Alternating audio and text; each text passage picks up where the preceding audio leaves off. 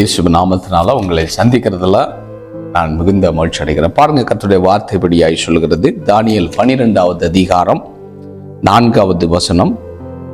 தானியேலாகிய நீயோவென்றால் முடிவு காலம் மட்டும் இந்த வார்த்தைகளை புதைப்பொருளாக வைத்து இந்த புஸ்தகத்தை முத்திரை போடு. அப்பொழுது அநேகர் இங்கும் அங்கும் ஓடி ஆராய்வார்கள், அறிவும் பெருகி போகும் என்றான் என்று சொல்லி கர்த்தருடைய வார்த்தை சொல்லப்பட்டிருக்கு. ஒரு வார்த்தை ஜெபிக்கலாம். பரிசுத்த பிதாவை, இருங்க கூட பேசுங்கப்பா. வார்த்தையில ஜீவன் இருக்கிறது என்பதை நாங்கள் அறிந்திருக்கிறோம். அந்த ஜீவனுள்ள வார்த்தையை கர்த்தர் எங்களோடு பேசி ஆண்டவரே அப்பா, எங்களுடைய வருகைக்காக எங்களை ஆயத்தப்படுத்துங்க. ஆண்டவரே, எங்களை தகுதிப்படுத்த உங்களுடைய வார்த்தைகள் மனதுருக்கத்தோடு அதிகாரத்தோடு அபிஷேகத்தோடு வெளிப்பட்டு இயேசு நாமத்தில் பிதாவே, ஆமேன் ஆமேன். பாருங்க அன்புக்குரிய கர்த்தருடைய பிள்ளைகளை, நம்ம பார்த்த அந்த தானியேல் அதிகாரத்தை குறித்து பார்த்தீங்கன்னா, பழைய பாட்டில் எப்படி வெளிப்படுத்தின விசேஷம் புதிய ஏற்பாட்டில் நமக்கு முக்கியமோ அதே மாதிரி பழைய ஏற்பாட்டில் தானியேலுங்கிறது ரொம்ப ரொம்ப முக்கியமான ஒரு அதிகாரம். இது ஒரு தீர்க்க தரிசனமான ஒரு அதிகாரம். அதாவது இயேசு கிறிஸ்து பிறப்பதற்கு சுமார் 500 வருடத்திற்கு முன்னாக எழுதப்பட்டதான கர்த்தருடைய ஊழியக்காரர் மூலமாக, தானியேல் மூலமாக கர்த்தர் அநேக தீர்க்க தரிசனமான காரியங்கள் கடைசி காலங்களில் நடக்கிறது, வருகைக்கு முன்னாடி நடக்கிறது, வருகைக்கு பின்னாடி நடக்க போகிற காரியங்களை எல்லாமே ஆண்டவராகிய இயேசு கிறிஸ்து இந்த அதிகாரத்தில் தெளிவாக சொல்லி இருக்கிறத நீங்கள் படித்திருக்கலாம். ஒருவேளை அறியாதவர்கள் நீங்கள் அறிந்து கொள்ளுங்கள். பாருங்க, அந்த தானியேலாகிய கர்த்தருடைய ஊழியக்காரர் தீர்க்கதரிசி எப்படி சொல்லுகிறார் என்று சொன்னால், கடைசி நாட்களில் நடக்கிற ஒரு சம்பவத்தை பேசுகிறார். 4வது வசனம். தானியேலாகிய நீயோவென்றால் முடிவு காலம் மற்றும் இந்த வார்த்தைகளை புதைப்பொருளாக வைத்து. ஆண்டவராகிய தேவன் அநேக ரகசியங்களை கர்த்தர் தானியேல் மூலமாக அநேக காரியங்களை கர்த்தர் பேசுகிறார். பேசிவிட்டு பேசும்போது பேசுகிற ஒரு வார்த்தை தான் முடிவு காலம் மட்டும் இந்த வார்த்தைகளை புதைப்பொருட்களாக வைத்து இந்த புஸ்தகத்தை முத்திரை போடு. அப்போ அன்றைக்கு ஆண்டவராகிய தேவன் இன்னைக்கு 2000 இயேசு கிறிஸ்து பிறந்த 2000 வருஷம் ஆகுது. அதற்கு முன்னாடி 2500 வருடத்துக்கு முன்னாடி அநேக வெளிப்பாடுகளை கர்த்தர் வெளிப்படுத்தி கொடுத்து அநேக வெளிப்பாடுகளை கர்த்தர் என்ன செய்தார்? நீ முத்திரை போட்டு வை. காரணம் என்னவென்று சொன்னால், அத்தனை வருடங்களுக்கு முன்னாடி ஆண்டவராகிய தேவன் வெளிப்படுத்துவதற்கு ஒரு காரணம், இவர் ஆண்டவருக்கு ரொம்ப பிரியமுள்ளவராய் இருந்தபடினால ஆண்டவர் சொன்னார், என்னுடைய ஊழியக்காரராக என்னுடைய தீர்க்கதரிசிகளுக்கு ஒரு காரியத்தை நான் வெளிப்படுத்தாமல் இந்த உலகத்தில் எந்த காரியத்தையும் செய்ய மாட்டேன் என்று சொல்லி ஆண்டவராகிய தேவன் தீர்க்க தரிசனமாய் சொல்லி இருக்கிறார். அதன் அடிப்படையில் கர்த்தருக்கு பிரியமானவர்கள், தேவனை சார்ந்திருக்கிறவர்களோடு கூட கர்த்தர் பேசுகிறது. பழைய ஏற்பாட்டிலும் பேசியிருக்கிறார், புதிய ஏற்பாட்டிலும் அநேக இடங்களில் கர்த்தர் பேசினது உண்மை. அதன் அடிப்படையில் ஆண்டவர் முன்னாடி, அதாவது இன்னைக்கு நடக்கக்கூடிய காரியங்களை பல நூற்றாண்டுகளுக்கு முன்னாடியே கர்த்தர் பேசின ஒரு வார்த்தை தான் இப்பொழுது நம்ம படித்த வார்த்தை. அந்த காரியங்களை நீ முத்திரை போட்டு வைக்க ஆண்டவர் அன்றைக்கு பேசுகிறார். அதன் பிறகு அப்போஸ்தலர் யோவானோடு கூட பேசும்போது சொல்றாரு, அதை நீ முத்திரை போட வேண்டாம், ஏனென்று சொன்னால் இனி சீக்கிரத்தில் சம்பவிக்க போகிறது என்று சொல்லி அன்றைக்கு தானியேலோடு முத்திரை போட சொன்ன காரியங்களை வெளிப்படுத்தின விசேஷத்தில் வரும்போது சில காரியங்களை இனி முத்திரை போடாதே என்று சொல்லி கர்த்தர் பேசுகிறார். அப்படி என்று சொன்னால் இன்றைக்கு அநேக காரியங்கள் அன்றைக்கு முத்திரை போடப்பட்டிருந்தது. இன்றைக்கு முத்திரைகள் ஒன்றொன்றாக கர்த்தர் விலக்கி கொண்டிருக்கிற காலம்தான் இந்த கடைசி காலம் என்று சொல்லி கர்த்தருடைய வார்த்தை சொல்லுகிறது. அதன் அடிப்படையில் கர்த்தர் ஒரு காரியத்தை பேசுகிறார். என்ன பேசுகிறார் என்று சொன்னால், இந்த புஸ்தகத்தை முத்திரை போடு, அப்பொழுது அநேகர் இங்கும் அங்கும் ஓடி ஆராய்வார்கள் என்று சொல்லப்பட்டிருக்கு. அப்படி என்று சொன்னால் அநேக ரகசியங்களை கர்த்தர் தானியேலுக்கு வெளிப்படுத்தி கொடுத்தது உண்மை. அநேக ரகசியங்கள் என்னென்ன இந்த பூமியில சம்பவிக்க போகிறது, இந்த மனிதனுக்கு என்ன உண்டாக போகிறது, வானத்துல என்ன நடக்க போகிறது, பூமியில என்ன நடக்க போகிறது, சமுத்திரத்துல என்ன நடக்க போகிறது, இந்த கடைசி காலங்கள் எப்படியா இருக்கும் என்று சொல்லி கர்த்தர் அநேக ரகசியங்களை கர்த்தர் என்ன செய்திருக்கிறார்? முத்திரை போட்டு ரகசியமாக கர்த்தர் வைத்திருக்கிறார். ஆனால் இந்த கடைசி காலத்துல என்ன நடக்குமாம்? மனிதர்கள் என்ன செய்வாங்க? இங்கும் அங்கும் ஓடி இந்த உலகத்துக்கு என்ன நடக்க போகிறது, இந்த பூமியில என்ன நடக்க போகிறது, வானத்துல என்ன நடக்க போகிறது, சந்திரன்ல என்ன நடக்க போகிறது, சூரியன்ல என்ன நடக்க போகிறதுன்னு சொல்லி அங்கும் இங்கும் ஓடி ஆராய்கிற காலம் தான் இந்த கடைசி காலம். அன்புக்குரிய கர்த்தருடைய பிள்ளைகளை பாருங்க, கடந்த நாளில் நான் ஒரு செய்தியை படித்தேன்.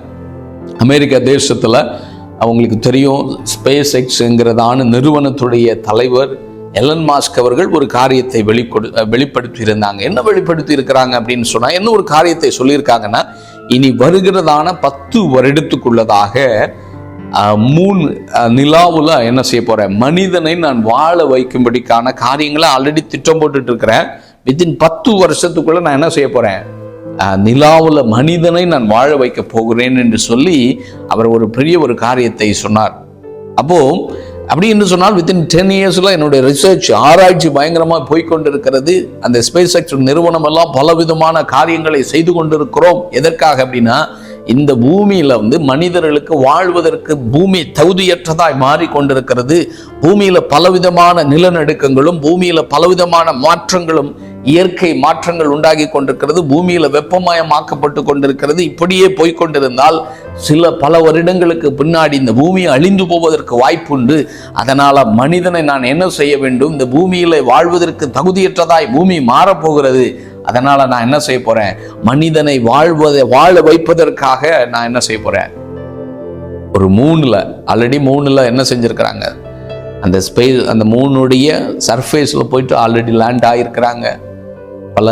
பல வருடங்களுக்கு முன்னாடி 1969 ஃபர்ஸ்ட் டைம் நீல் ஆம்ஸ்ட்ராங் அதில் ரீச் பண்ணாங்க. இன்னும் பலர் அந்த இடத்துல போயிருக்கிறாங்க, உண்மைத்தான். ஆனால் அவங்க போயிட்டு சில நாட்கள் தாண்டி வந்துட்டாங்க. அவங்க ரொம்ப வருஷம் என்ன செய்ய முடியல, அங்கே அவங்களால வாழ முடியல, அங்கே கண்டினியூ அவங்களால வாழ முடியாது என்று சொல்லி நமக்கு தெரியும். அவங்களுடைய கண்டுபிடிப்பு சொல்லப்பட்டிருக்கிறது. இந்தியாவிலும் பலர் ரிசர்ச் பண்ணி ட்ரை பண்ணாங்க, சந்திராயன் அனுப்புனாங்க. ஆனால் மனிதன் அனுப்பலை. சந்திராயன் அனுப்பிட்டு அதோடைய நிலப்பரப்பு எப்படி இருக்குது, அதோடைய தண்ணி இருக்கிறதா, இதெல்லாம் கண்டுபிடிச்சிட்டு வந்தாங்க. அதற்கு எல்லாத்துக்கும் அட்வான்ஸாக எலன் மாஸ்க் என்ன சொல்றாரு, நான் மனிதனையே அங்கே வாழ வைக்க போறேன் 10 வருஷத்துக்குள்ள அப்படின்றாரு.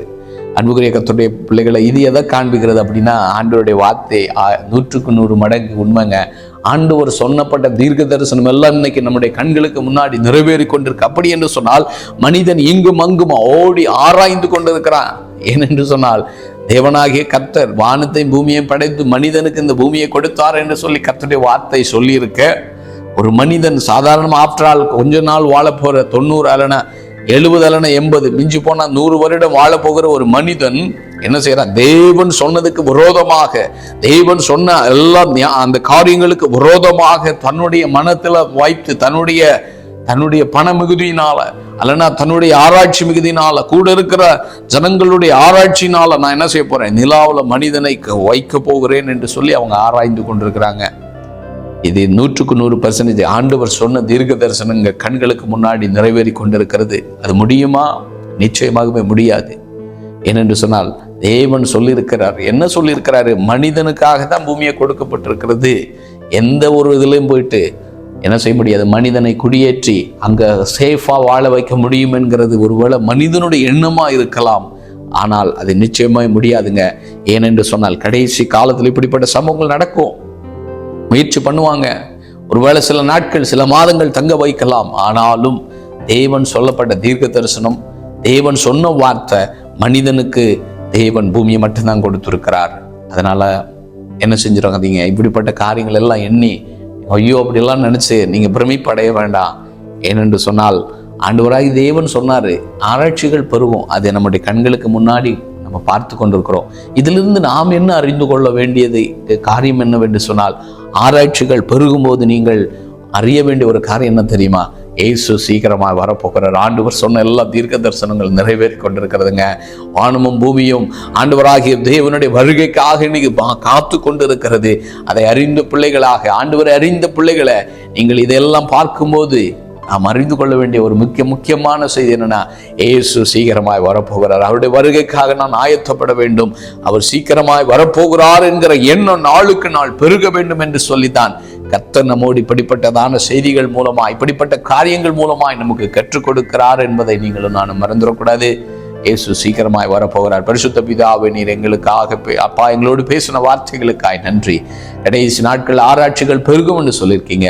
ஆராய்ச்சிகள் பெருகினாலும் கர்த்தாவே, இந்த கடைசி காலத்தில் அப்படிப்பட்ட சம்பவங்கள் நடக்க உண்மைதான். ஆனாலும் உங்களுடைய வருகைக்காக எங்களை ஆயத்தப்படுத்துங்கப்பா. ஆண்டவரே, எங்களை நாங்கள் அர்ப்பணிக்கிறோம். உலகம் எங்கும் இருக்கிற சபைகள் நம்முடைய வருகைக்கு ஆயத்தப்படுத்தும்.